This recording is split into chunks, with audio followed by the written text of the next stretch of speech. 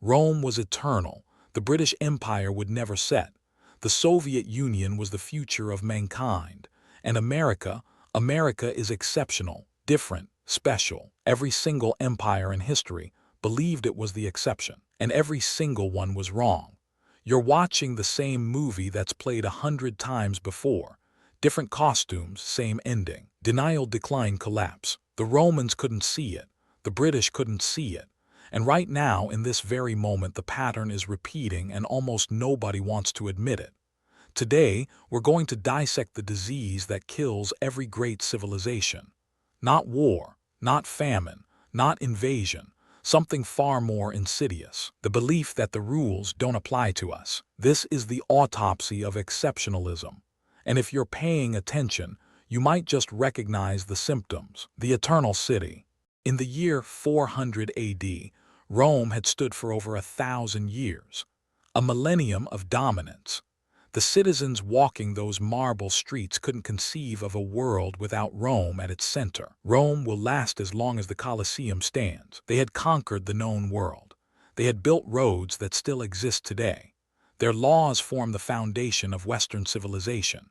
Eternal Rome, invincible Rome, exceptional Rome. But here's what those citizens didn't see while they debated in their forums and bathed in their heated pools. The treasury was empty. The borders were overextended. The military was increasingly filled with mercenaries who felt no loyalty to Roman ideals. The political class was consumed by infighting while real problems festered. Sound familiar? Debt division delusion. The Romans had a phrase, Roma Eterna, eternal Rome. They believed it with religious conviction. 70 years later, the Visigoths sacked the city. The eternal was temporary. The exceptional was ordinary. And the fall happened while Roman senators were still debating whether it was even possible. But surely the British learned from Rome's mistakes. The sun sets. The British Empire at its peak controlled 1/4 of the world's population. 1/4. 400 million people under the crown. They had a saying that perfectly captured their exceptionalism. The sun never sets on the British Empire, and they believed it literally. Surely an empire this vast, this powerful, this sophisticated couldn't follow the path of Rome. They were different. They had technology. They had the Royal Navy. They had institutions. Civilized. That's what they called themselves. The civilized empire, the one that would last. In 1900, Britain was the undisputed global hegemon. By 1950, they were a broken debtor nation begging America for loans. 50 years. That's all it took. The pattern was identical to Rome. Overextension, debt, loss of manufacturing base, a belief that financial engineering could replace actual production. They printed money while their factories closed. If you're starting to see the pattern here, hit like and subscribe to keep exposing what they hide, because what comes next connects all the dots.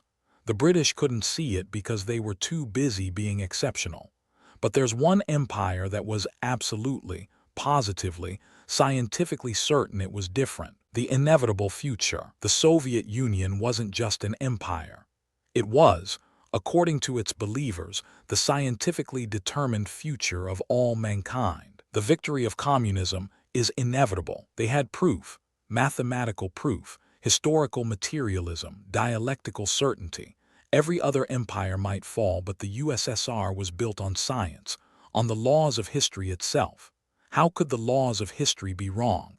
In 1980, the Soviet Union had the largest military in the world. Nuclear weapons, satellites in space, control over half of Europe. 10 years later, it didn't exist. The inevitable became the impossible. And here's what's crucial. In 1985, virtually no Western expert predicted the collapse. Not the CIA, not the State Department, not the think tanks. The Soviets themselves couldn't see it. They were running deficits they couldn't sustain. Their technology was falling behind. Their people had stopped believing in the system. But the leadership was too busy being exceptional to notice. They had the science of history on their side, until they didn't. Now, about that other superpower, American exception. American exceptionalism isn't just a belief. It's practically a religion. And like all religions, questioning it is considered heresy. America is the indispensable nation. The indispensable nation. Think about that phrase. Every other country is dispensable, but America is different. America has the Constitution. America has democracy. America has freedom. America has $34 trillion in debt. Debt freedom denial. The Romans had the Senate. The British had Parliament. The Soviets had their Central Committee.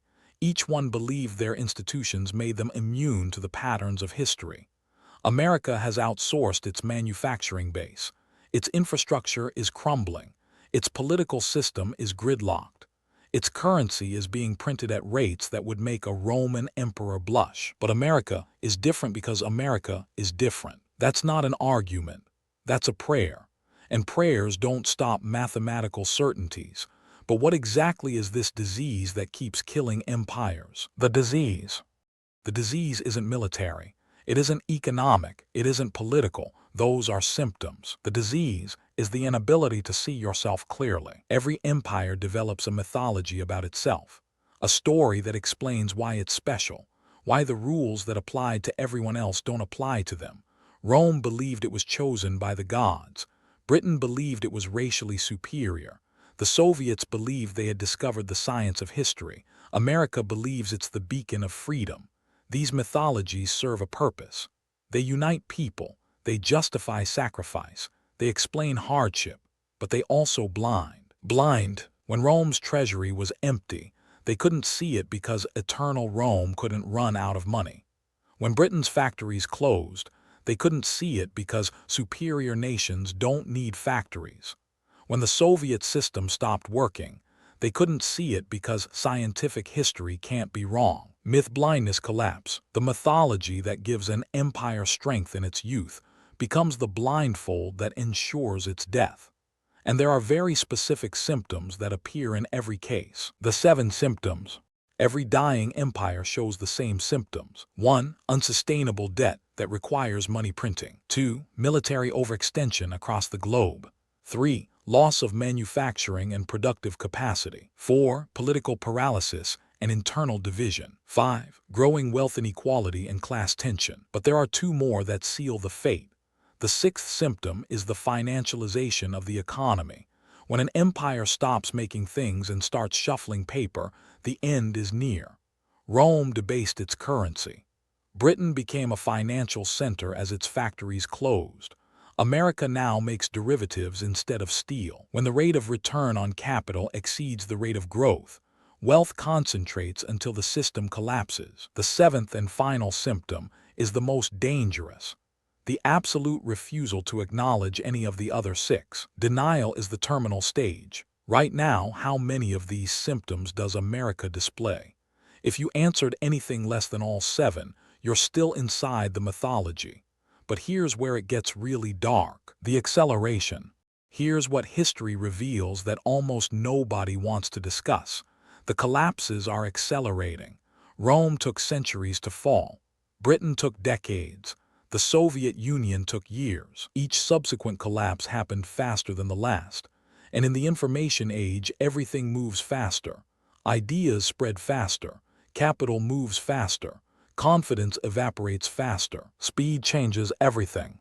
When Rome started to wobble, it took generations for people to notice. When Britain declined, it was the work of decades. When the Soviet Union fell, experts had perhaps 5 years of warning signs they mostly ignored. In the modern world, collapse can happen in months. The 2008 financial crisis took the global economy to the brink in weeks. It was only saved by printing trillions of dollars, trillions that added to the very debt that makes the next crisis inevitable. We saved the system by making the underlying problem worse. The acceleration isn't slowing down, it's speeding up. And there's one factor that makes modern America more vulnerable than any empire before it: the dollar trap. Rome had gold coins. Britain had the pound sterling. But America has something no empire has ever had before: the world's reserve currency. Every nation on earth must hold dollars. This seems like a superpower. And for decades it was. America could print money and the world had to accept it. Deficits didn't matter because foreigners would always buy the debt. It's the greatest privilege any empire has ever enjoyed. But here's the trap that nobody in Washington wants to acknowledge. Trapped, when you're the reserve currency, you can't devalue your way out of problems like other nations. You can't have an independent monetary policy. You must run constant trade deficits. You must keep interest rates at levels that may not suit your own economy. Privilege prison paradox. The dollar's dominance requires maintaining global confidence. But the policies needed to maintain confidence, endless debt, military spending, financial bailouts, are the exact policies that eventually destroy confidence. The privilege became the prison. Rome's exceptionalism was geographic. Britain's was naval. America's is monetary. And monetary exceptionalism has an expiration date that's approaching faster than anyone wants to admit. But who's watching and waiting? The watchers. While America debates whether it's exceptional, the rest of the world is taking notes and making plans. When you're strong, appear weak. When you're weak, appear strong. China isn't trying to replace America as the global hegemon. They're doing something smarter. They're building alternatives. The BRICS nations are creating parallel financial systems, alternative payment networks, trade agreements that bypass the dollar entirely. BRICS alternatives rising. They're not attacking American exceptionalism. They're simply routing around it. Every time Washington weaponizes the dollar through sanctions, more countries join the alternative systems. Every time the Federal Reserve prints money, more nations question why they're holding that money. The world is hedging its bets against American permanence. Russia, China, India, Brazil, Saudi Arabia, they've all studied history. They know what happens to empires that believe they are eternal. They're not betting against America out of malice. They're betting against America because they've read the same history books we have. They just don't have the mythology preventing them from seeing clearly. And this brings us to the final question. The final question. Every empire that fell had a chance to change course. Rome could have reformed. Britain could have adapted. The Soviets could have evolved. They didn't, because exceptionalism made change feel unnecessary. Why fix what isn't broken? Why adapt when you're eternal? Why question when you're indispensable? But there's something different about this moment in history. For the first time, ordinary people have access to the information that used to be hidden. You can see the debt in real time. You can watch the money printing. You can track the decline in manufacturing. You can observe the political paralysis. The question isn't whether America is exceptional. The question is whether Americans can see past their own mythology. Because awareness is the first step. The Romans didn't have the internet. The British didn't have instant access to global information. The Soviets lived behind an information wall. You don't. Information choice future. The pattern of history is clear. But patterns can be broken if enough people stop believing in exceptionalism and start believing in mathematics. The math always wins. The only question is whether you're paying attention when it does. Rome fell while Romans debated whether Rome could fall. Britain declined while the British insisted the empire would last forever. The Soviet Union collapsed while its leaders were still proclaiming the inevitable victory of communism. Those who cannot remember the past are condemned to repeat it. The disease isn't unique to any nation. It's human. We all want to believe we're special, that the rules don't apply to us, that our situation is different. Denial pattern truth. But the truth is brutal and simple. Exceptionalism is the disease that prevents empires from recognizing their decline. It's the blindfold that keeps them walking toward the cliff while insisting the ground is solid. The question isn't if the pattern will repeat, but whether you'll see it coming. Every government lies. The biggest lie is always the same: we're different. If you made it this far, comment "we're different" ironically to prove you're among the few who see the pattern now. Question everything. Trust nothing at face value. And remember, the sun never sets on the British Empire. Until it did. Power fears informed citizens. Be the citizen they fear. Subscribe to keep exposing what they don't want you to see.